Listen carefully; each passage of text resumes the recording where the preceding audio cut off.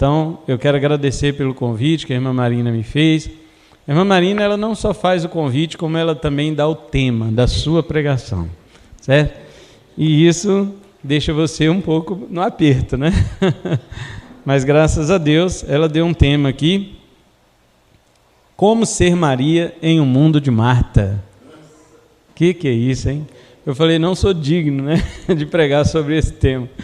Então, queridos, é sobre isso que nós vamos falar. Como ser Maria em um mundo de Marta. Então vamos ficar em pé, por gentileza. Vamos ler a palavra do Senhor.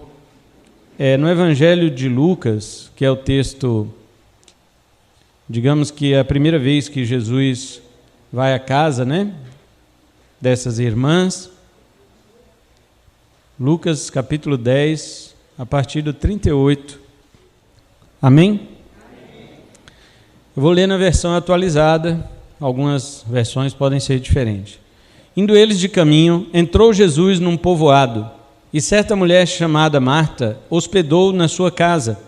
Tinha ela uma irmã chamada Maria, e esta quedava-se assentada aos pés do Senhor a ouvir-lhe os ensinamentos. Marta agitava-se de um lado para o outro, ocupada em muitos serviços.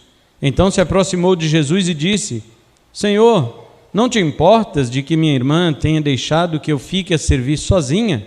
Ordena-lhe, pois, que venha ajudar-me. Respondeu-lhe o Senhor: Marta, Marta, andas inquieta e te preocupas com muitas coisas.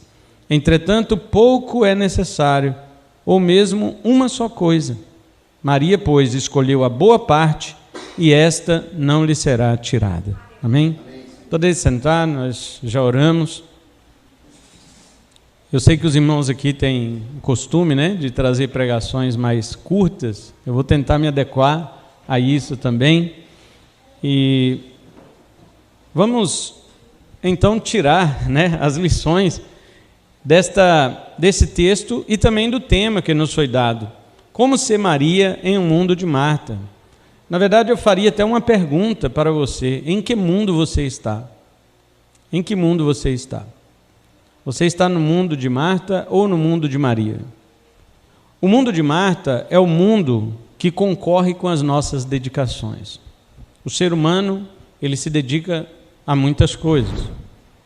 Muitas delas são legítimas. Não há nenhum problema com isso. O Senhor Deus nos criou para isso, para sermos dedicados, para fazermos todas as coisas com excelência. Mas o mundo de Marta, ele começa a multiplicar os nossos desejos. O mundo de Marta concorre exatamente em nos atrair para aquilo que nós estamos pendentes. Em todo desejo que existe no seu coração, o mundo de Marta tem uma oferta compatível. Não tem nada que você queira que o mundo de Marta não te dê. Ele sempre dá. E na igreja não é diferente. O mundo de Marta é aquele mundo ativista, onde nós passamos muito tempo fazendo coisas para Jesus e pouco tempo com Jesus. É muita coisa para Jesus que a gente faz, mas é pouco tempo com Ele que a gente passa. O mundo de Marta não somente toma o nosso tempo, mas ele também nos esgota, ele nos cansa e também levanta nas nossas mentes certas suspeitas contra outros crentes fiéis e até contra o próprio Jesus. Esse mundo de Marta, ele começa bonito, como um paraíso, ele começa como um mundo encantado, mas ele termina com certas desconfianças e até mesmo blasfêmias. O mundo de Marta é gentil, é servidor, mas ele esconde aquela mão esquerda que quer entrar em cena e roubar a glória do Senhor Jesus.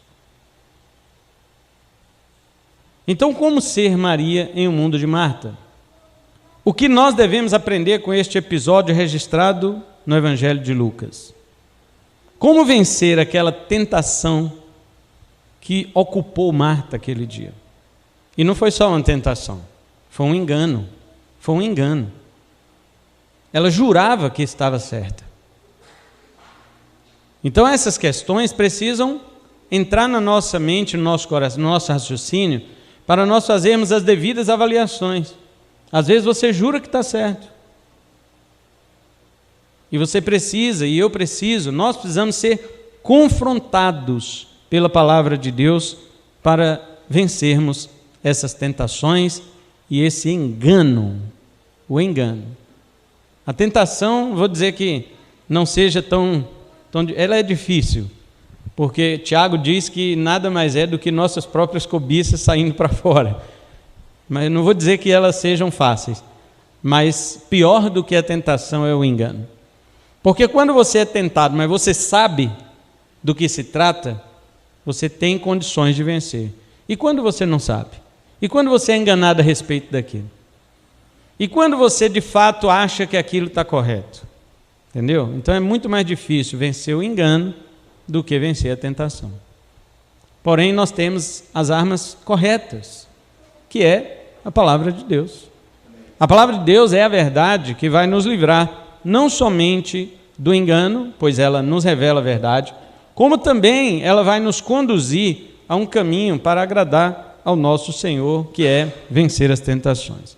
Então vamos para as 3 principais lições que eu tirei aqui desse trecho que nós lemos. A primeira delas é o seguinte: para você ser Maria em um mundo de Marta, primeira coisa, você tem que fazer muito mais do que apenas receber Jesus. No versículo 38 diz que uma certa mulher chamada Marta hospedou Jesus em sua casa. Isso é bom. Receber Jesus em casa, no termo grego, hypodekomai, significa receber debaixo. Ela recebeu debaixo do seu teto. Não é nada errado. Receber Jesus é maravilhoso.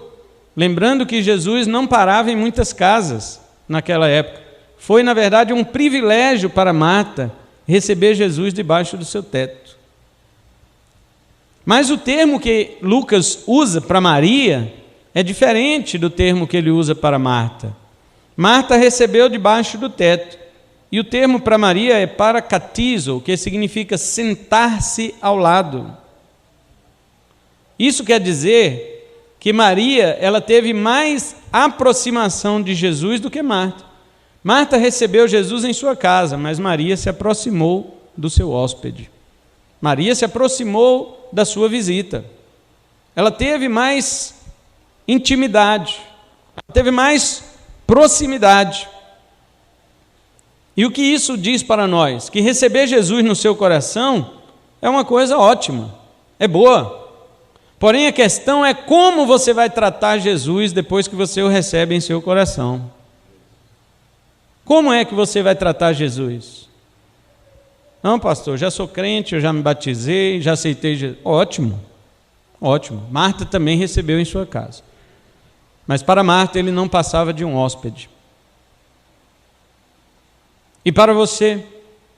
E desde o dia que você aceitou Jesus em seu coração, que você recebeu Jesus em seu coração, como é que você o tem tratado?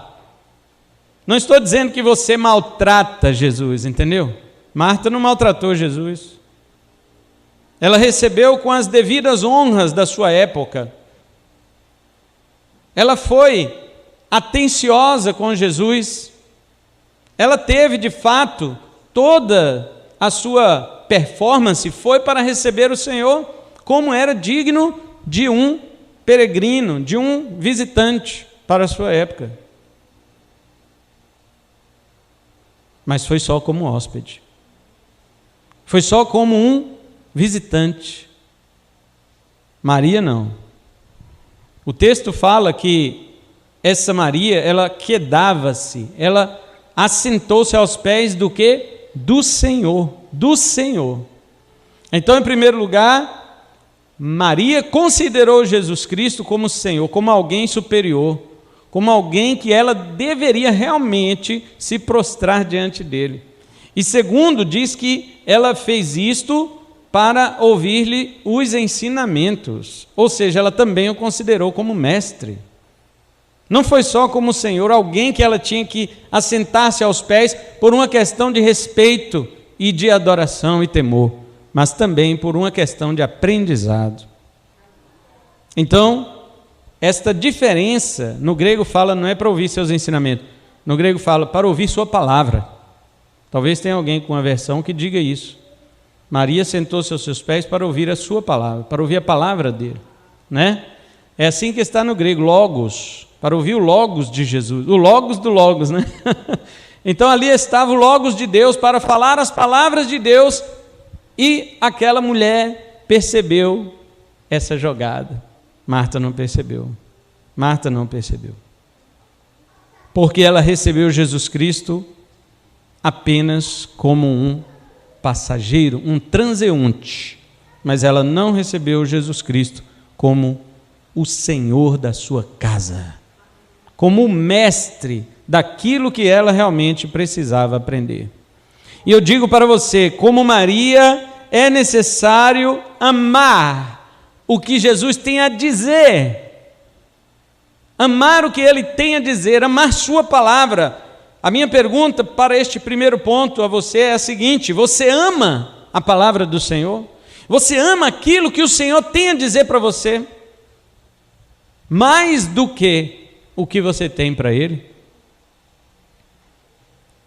A irmã Valquíria deu testemunho aqui muito interessante.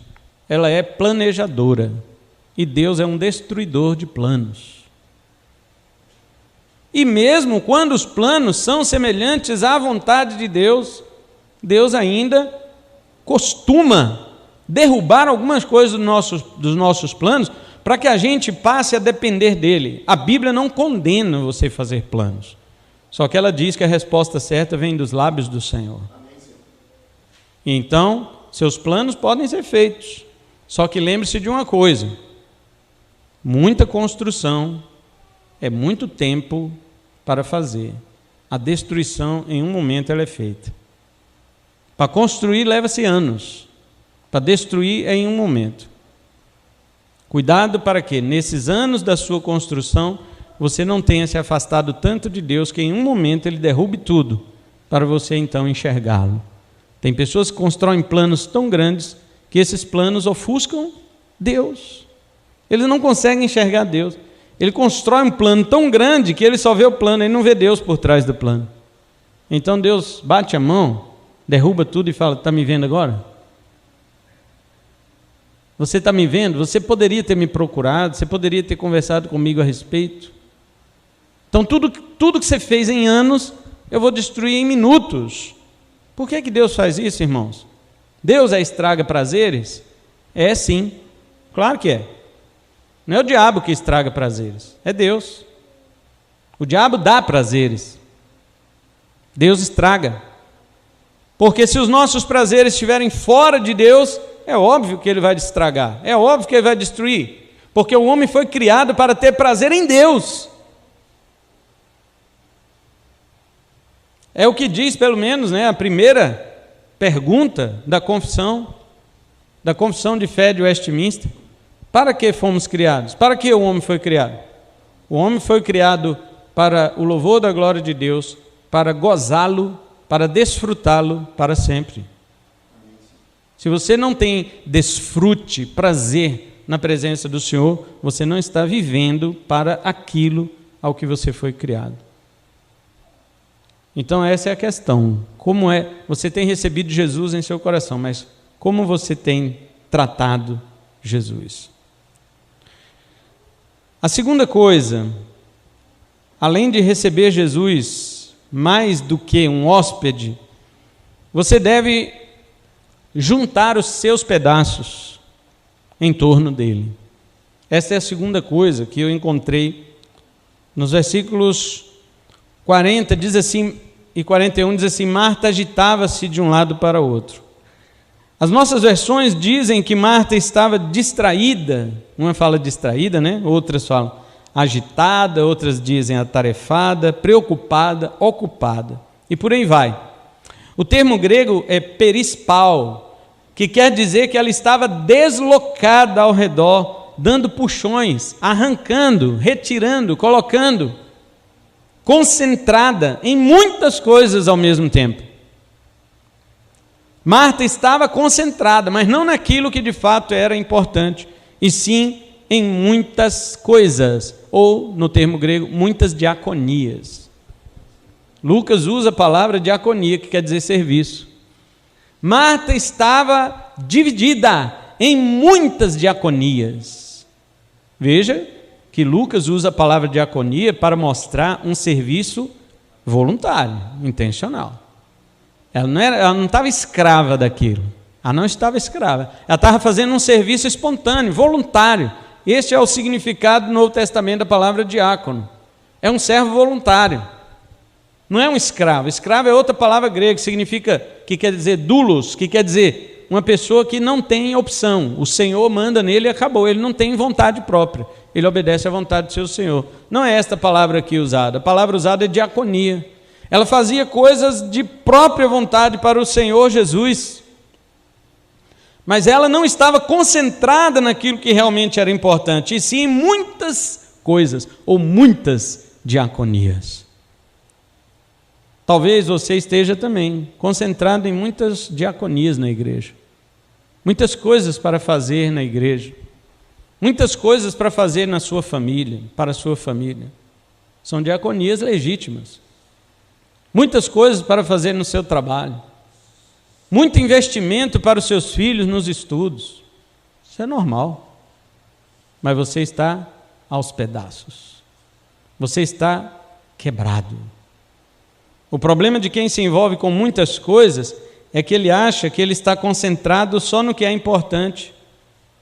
Ele está concentrado no que é importante. E quando ele vê outra pessoa concentrada apenas em uma coisa que é de fato importante, ele acusa aquela pessoa.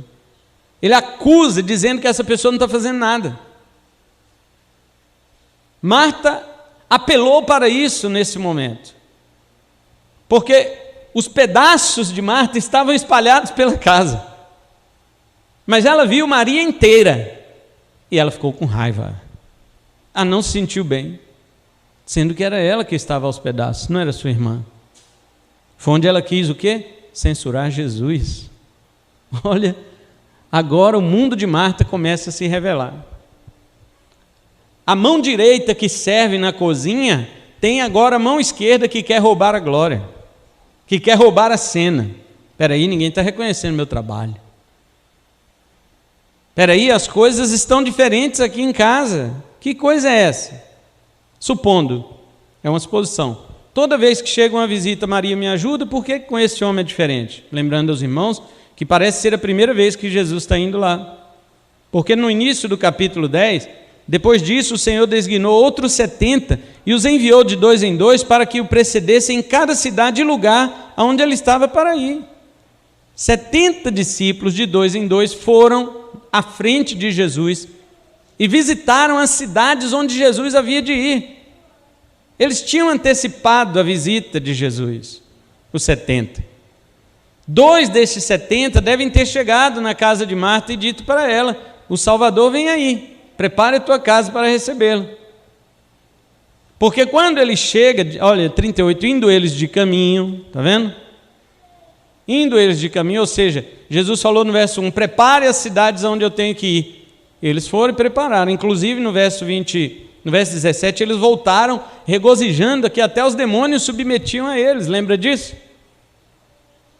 Agora, Jesus indo com seus discípulos, os 70 já tinham preparado a viagem e as casas que Jesus ia parar.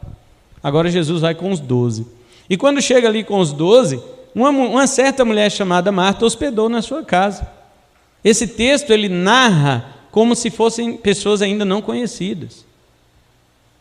Quando você vê outras passagens narrando sobre Marta, Maria e Lázaro, já são pessoas conhecidas, são amigos de Jesus, são pessoas que Jesus amava, porque o tempo se passou daquilo ali. Mas parece ser a primeira vez que Jesus está indo lá. E Marta não preparou, ela não deu ouvido aos 2 discípulos dos 70. Ela podia ter já preparado, e quando Jesus chegasse já está tudo pronto. Mas ela esperou Jesus chegar. E quando Jesus chegou, ela viu uma diferença. Maria não trata esse visitante como os demais que passam por aqui. Por quê? Maria acreditou na mensagem dos 2 dos 70. Ali vinha o Salvador. Eu tenho outra coisa para fazer. Não vou para a cozinha. Eu vou sentar aos pés dele. A diferença de quem tem fé no Evangelho. Essa é a diferença de quem crê no Evangelho. Então, a pergunta de Marta foi a seguinte.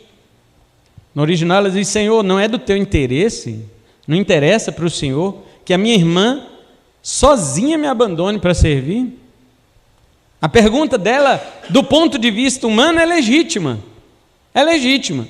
Porém, a mente humana não cogita das coisas divinas. Não cogita. A gente quer defender Marta. A gente quer defender Marta. Mas a mente humana não cogita as coisas divinas, irmãos.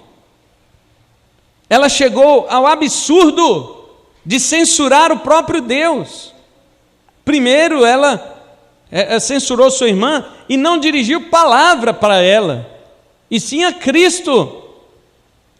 Olha o que Marta disse para Jesus depois disto. Ela deu uma ordem para Jesus, no grego está no imperativo. Ela deu uma ordem para Jesus e disse assim: diga minha irmã que venha me ajudar. Olha que ponto chega. Uma pessoa que está dividida, concentrada em várias diaconias, ele chega ao ponto de censurar Jesus. Ele chega ao ponto de julgar seu irmão que está concentrado apenas em Cristo, mas depois ele censura Jesus. Que isso, Senhor?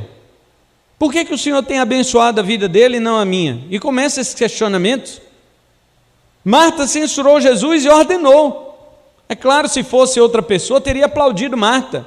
Aliás, eu vejo muitos pregadores aplaudindo Marta e repreendido Maria. Eu não vejo ninguém repreendendo Maria, mas eu vejo muita gente aplaudindo Marta. Só que o pensamento humano não engana nosso Senhor. Uma certa vez, Jesus estava indo para Cesareia com seus discípulos, e Jesus fez uma pergunta para eles: quem os homens dizem que eu sou? Eles falam que o Senhor é um profeta, Jeremias, Isaías, até João Batista já falaram que o Senhor é. E Jesus disse: e vocês dizem que eu sou quem? E Pedro, não Pedro, mas cheio da revelação do Pai, disse o seguinte: tu és o Cristo, o Filho do Deus vivo. E Jesus fala: Pedro, não foi você que falou isso, mas meu Pai que te revelou. Tudo bem. Pedro então continua caminhando com Jesus, os 12, mais à frente Jesus conta uma coisa para eles. Guarde isso. O Filho do Homem será açoitado, perseguido, maltratado, morto e ressuscitado ao terceiro dia. Aí Pedro: não, Senhor, de modo algum isso te acontecerá. Pedro chamando Jesus à parte. Vem aqui que eu vou te dar um conselho. Vem aqui que eu vou te... Escuta o Pedrão. Entendeu? Escuta o Pedrão e tudo te irá bem. E ele chamou Jesus à parte e começou a repreendê-lo, censurá-lo, como Marta fez aqui. Ele disse: Senhor, de modo nenhum isso sucederá a você. Irmãos, vamos pegar o pensamento humano aqui. Quando eu era criança, eu li esse texto, e Jesus disse para Pedro: para trás de mim, Satanás. E eu falava assim: não, Jesus está de brincadeira. Pedro é amigo dele. Pedro não quer que ele morra, que ele sofra, nem nada, e Jesus está chamando de Satanás. Que isso? Aqueles 11 lá que era Satanás, porque não foram defender Jesus, nem nada. Pedro, o único que se levanta para defender seu amigo e dizer: meu amigo, você não vai morrer, se depender de mim, você não morre. Jesus chama ele de Satanás. Eu era criança, eu ficava irritado. Eu ficava irritado igual a Marta. Eu não entendia isso. E Jesus, ele responde para Pedro por que ele está repreendendo assim. Jesus diz para ele assim: porque não cogitas das coisas de Deus, e sim somente as dos homens. Satanás e a mente humana andam assim, de mãos dadas. Por isso, o apóstolo Paulo diz em 1 Coríntios 2,14 que o homem natural não aceita as coisas do Espírito porque ele parece loucura. Essa fala de Jesus que ele seria morto parecia loucura para Pedro, parecia loucura para mim, parecia loucura e parece loucura para judeus e para gentios. É escândalo para os judeus e é loucura para os gentios. Por quê? Porque o diabo, ele não cogita os planos de Deus. Os planos de Deus viram à mesa. Os planos de Deus são surpreendentes, eles têm um final inesperado. Os planos de Deus não são conforme o nosso raciocínio. O raciocínio humano, ele anda de mãos dadas com as intenções do diabo.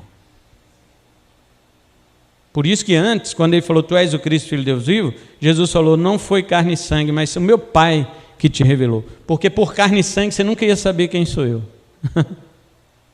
Tanto é que quando Jesus diz que por ele ser o Cristo, o Filho de Deus vivo, ele tinha que morrer mesmo, aí a carne e sangue de Pedro fala mais alto. Fala mais alto, amplificada pela sugestão do diabo. Assim também é Marta. Assim também, porque o pensamento humano, ele não discerne o que é divino, a não ser que ele seja revelado por Deus o Pai. Talvez do seu ponto de vista, Jesus abençoe mais a seu irmão do que você. Por que você acha? Você acha que trabalha mais para Deus do que seu irmão. Por que você acha isso? Você acha que deveria ser mais reconhecido do que seu irmão. Por quê? Você quer viver no mundo de Marta e ter as honras de Maria. Você quer viver no mundo de Marta e ser elogiado por Cristo como foi Maria. Ele não vai fazer isso. Jesus não elogia mente carnal.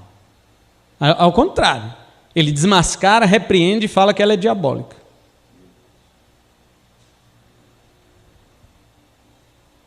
Na resposta de Jesus, ele diz a Marta, no grego está bem assim, por que você se despedaça em diferentes direções? Marta, Marta.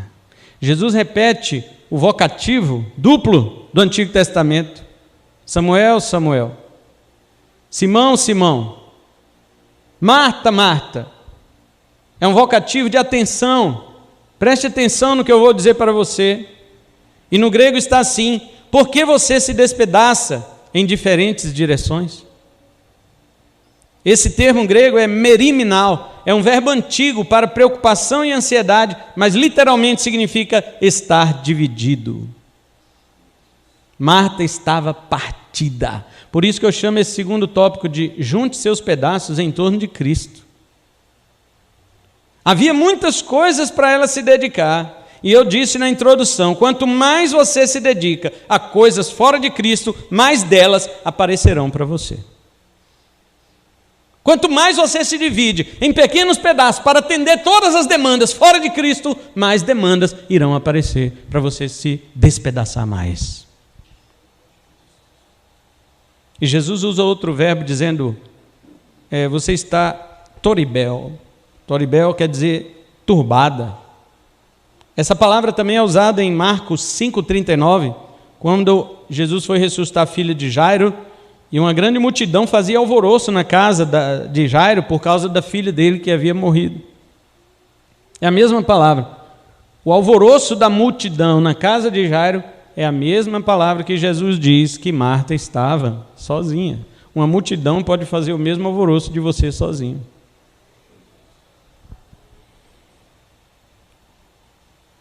Marta, você está despedaçada e você está alvoroçada.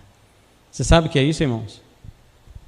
Como se pudesse dividir um ser humano, né? Vamos dizer célula, né? Em várias células, e cada célula daquela começa a se remexer e começa a se fazer um algazarra. Marta estava dividida em vários pedaços e cada pedaço de Marta estava completamente em pânico. Era assim que estava essa mulher. Seu coração ansioso, ela sozinha. Seu coração ansioso, barulhento, aflito e perturbado. Agora, deixe-me finalizar essa parte com uma observação. Você acha que era só o acúmulo de serviços que estava afligindo e perturbando Marta? Você acha? Não era só isso, não. Tinha uma coisa que era psicológica. que era o fato dela achar que ela estava certa, que a irmã dela estava errada e que Jesus estava apoiando alguém errado. Isso afligiu o coração dela. Não foi o fato dela estar trabalhando, ela fazia aquilo de coração. Ela fazia aquilo espontaneamente. Nós já vimos isso, diaconia. Diaconia é trabalhar espontâneo, é servir com graça, servir com amor. Ela fazia o serviço dela com amor. A questão que começou a perturbar Marta foi ela achar que ela estava certa, a irmã dela errada e Jesus apoiando alguém errado. Não é isso que perturba o coração de alguém? O que perturba o coração de alguém é ele achar que está certo e ver outro que ele julga errado ser abençoado, ser defendido por Deus. É isso que perturba. Você tem se envolvido com Jesus ou com as coisas a respeito dele? Você tem se despedaçado em diferentes direções? Ou você tem reunido todos os seus pedaços em torno apenas dele? Não será por isso que você tem turbado o seu coração? Talvez não seja por isso, porque você, poxa, eu me divido tanto, eu faço tudo, né? Tudo que precisa eu estou junto, eu me disponho, eu me proponho, eu realizo, eu faço, eu aconteço, mas tem um ali que só fica ali parado. E Jesus o abençoa muito mais. Todos estes seus pedaços estão em torno de Cristo? Ou estão em torno das coisas para Cristo?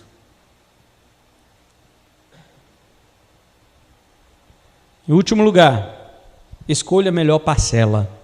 Versículo 42, Jesus diz assim: entretanto, pouco é necessário, ou mesmo uma só coisa. Maria, pois, escolheu a boa parte, e esta não lhe será tirada. Jesus disse o seguinte: pouca coisa é realmente necessária. Oligos no grego, né? Oligos é pouco. Depois Jesus fala, mas na verdade uma só é necessária. Enos, no grego renos. Mono também é um, né? Mas é um no sentido único, que não tem outro. Enos é um acima de vários. Jesus não está desconsiderando que existem várias coisas, mas ele diz que tem uma só, que está acima delas. E Jesus disse assim: uma só é o que? Necessária. E depois ele diz que dentre essas parcelas, no grego, cotas, né? Ele fala, Maria escolheu a melhor cota, a boa cota. Então, veja bem, irmãos, ele disse que não lhe seria removido nada daquilo seria arrancado dela. Observe o que Jesus queria de Marta, e observe o que ele quer de você. Primeiro, você tem que aprender a distinguir entre muita coisa, pouca coisa, uma só coisa, a coisa necessária e a melhor coisa. Você já aprendeu a discernir sobre isso? Distinguir sobre isso? Muita coisa e pouca coisa é fácil, né? Agora, quando se trata de pouca coisa e uma só, sem desconsiderar as outras, mas uma só, e diferenciar entre o que é necessário e o que é melhor. Jesus colocou estas 5 coisas para Marta. Ele falou assim: Marta, você é preocupada com muitas, mas pouco é necessário.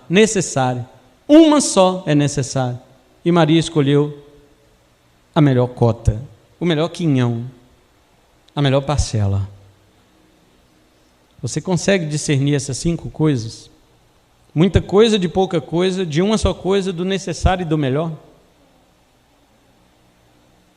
Maria conseguiu. Maria conseguiu. Quero encerrar dizendo assim: havia uma coisa errada em Marta que ela não sabia. É que havia uma comida que Jesus tinha para comer que os homens não conheciam. João 4, 32 e 34. Quando os discípulos viram Jesus conversando com a mulher samaritana e chegaram com a comida, Jesus não quis comer. Jesus quis continuar conversando com aquela mulher. E os discípulos, mas alguém já trouxe de comer para Jesus? Ele falou: uma comida eu tenho para comer que vocês não conhecem. Os discípulos não conheciam a comida que Jesus queria, e nem Marta. Estava fazendo muita coisa para Jesus. Se ela soubesse que Jesus tinha uma comida para comer, que ninguém conhecia, só Maria estava conhecendo, ela desligava o fogão dela. Se ela soubesse e cresce nisso, também certamente estaria junto com a sua irmã, assentada aos pés do Senhor para ouvir a sua palavra. A vida nos oferece muitas parcelas. Cada parcela concorre a um pedaço de você. Não há coisas no mundo o suficiente que não continue nos repartindo. As opções são infinitas. Se nós estivermos aqui para atendermos todas as demandas do mundo de Marta, daqui a pouco não existiremos mais, porque fomos tão picotados que deixaremos de existir. Qual é a melhor parcela de tudo isso?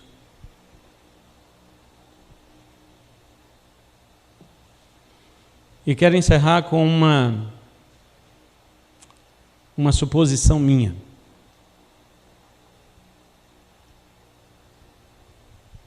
Jesus falou 3 vezes para os discípulos dele que ele tinha que sofrer, morrer, padecer nas mãos dos principais sacerdotes, morrer e depois ressuscitar ao 3º dia. Jesus falou isso, irmãos, 3 vezes para os seus discípulos, tá? 3 vezes. E todas as 3 vezes em particular. Ninguém da multidão escutou essa palavra de Jesus aos seus discípulos, que ele havia de sofrer, morrer e ressuscitar. Ninguém, só os discípulos.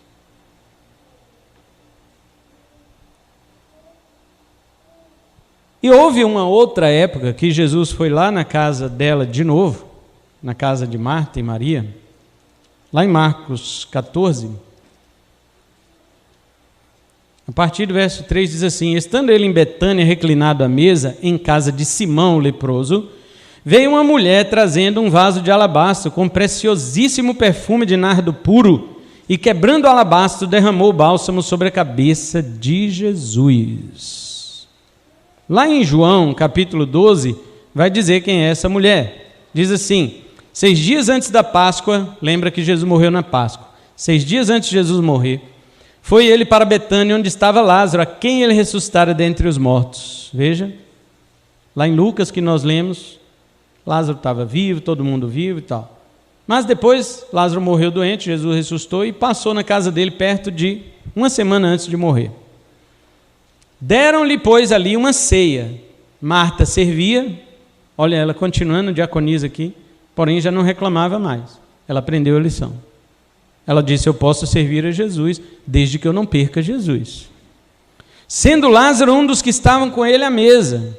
Gratidão de um homem que recebeu um dos maiores milagres de Jesus, que foi a volta à vida física.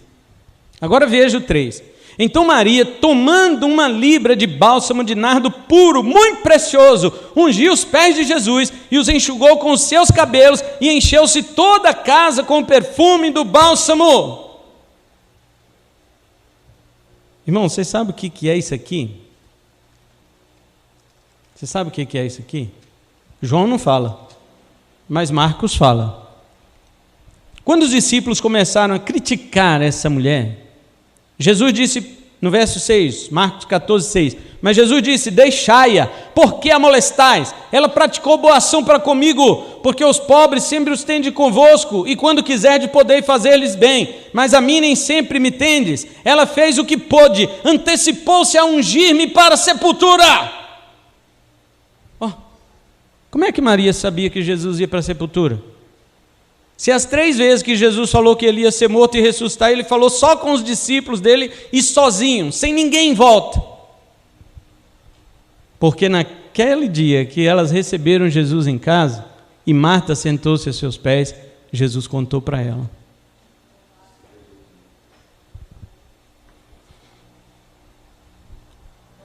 Jesus disse: escuta, minha filha, eu vou dizer uma coisa para você, que eu já disse para os meus discípulos, mas ninguém está acreditando. O Filho do Homem será entregue na mão dos sacerdotes eles o torturarão, o matarão e o sepultarão, mas o Filho do Homem ressuscitará.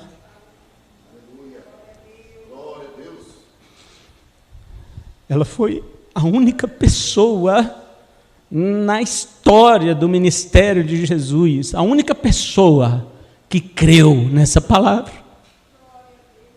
E ela foi lá antes de Jesus morrer e ungiu Jesus, derramou o bem mais precioso que ela tinha. Esse nardo que ela derramou foi calculado por Judas e pelos discípulos como valendo 300 dias de trabalho. Você imagina uma pessoa que ganha R$100 por dia numa diária, multiplica 100 por 300.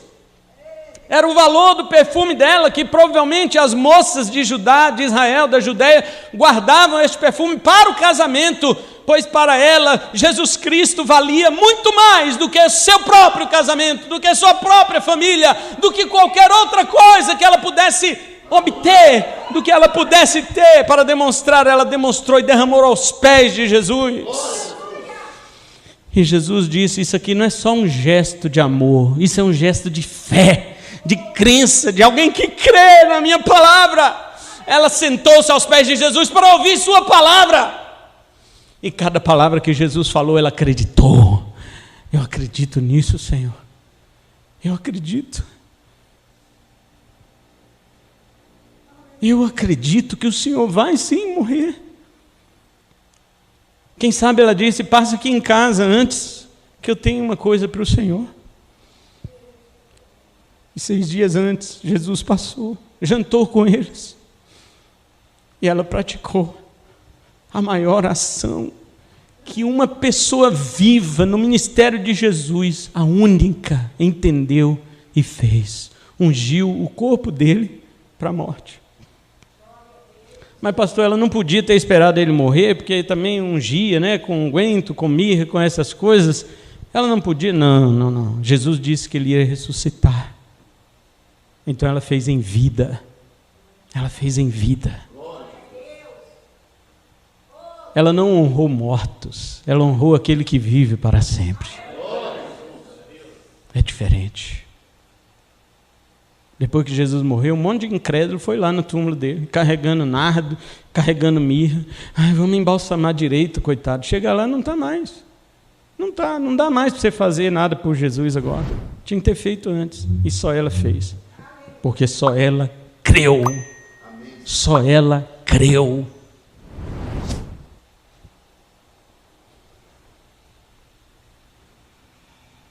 Quem é Maria no mundo de Marta não perde a oportunidade. Para você saber mais sobre Jesus, tem que ser com as palavras do próprio Jesus. Como ele falou para Pedro: o Pai te revelou, então você aprendeu. Se o Pai não revelar, você não vai saber nada. Então pegue a revelação do Pai, que é a palavra de Deus, e vá sentar-se aos pés de Jesus. Quem é Maria no mundo de Marta, recebe Jesus mais do que no coração. Ela recebe Jesus para compartilhar sua alma, sua vida. Enquanto ela recebe a palavra de Jesus, ela derrama sua fé. E como prova disso, derrama o melhor que ela tem depois. Quem é Maria no mundo de Marta, se concentra em Cristo e junta todos os pedaços que o mundo cortou em torno de Jesus. Cada palavra de Jesus será importante. Ele vai saber o que são muitas coisas, pouca coisa, uma só coisa, o necessário e o melhor. E o melhor é estar com Ele. E Jesus diz: ninguém vai tirar isso de você. Ninguém vai arrancar isso de você. Podem tentar tirar, podem tentar arrancar. Talvez não na violência, na sedução. O mundo é assim, o mundo seduz, ele te indica, né? Ele te coloca aí várias opções. Ei, em vez de você ficar aí só com esse tal de Cristo, por que você não vem aqui? Ó? Nós temos mais opções do que isso. Você só tem uma só, nós temos muitas. E Jesus diz: uma só é necessária.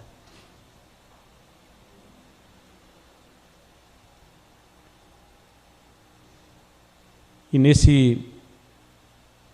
nesse dia que ela derramou o perfume, Jesus falou uma coisa sobre a ação dela. Em verdade vos digo, que onde quer que o evangelho for pregado, isso que ela fez será testemunhado. E eu creio que esse testemunho, irmãos, vamos, falar do que Maria fez, porque Jesus falou que onde o evangelho for. Não. Isso aqui é fé. Fé. É crer no que Jesus falou. 3 vezes ele falou para os seus discípulos, eles não acreditavam. Eles não entendiam. A Bíblia diz que os ouvidos dele, a mente dele estava tapada. Mas por que Maria entendeu? Por que ela sabia que Jesus ia para a sepultura? Se ela não estava presente com os 12. Em nenhuma das 3 vezes. Então foi naquele dia que Jesus falou com ela. Só que ela guardou. Ela creu. Ser Maria no mundo de Marta é viver pela fé. Amém? Vamos orar, que Deus nos abençoe. Vamos colocar em pé.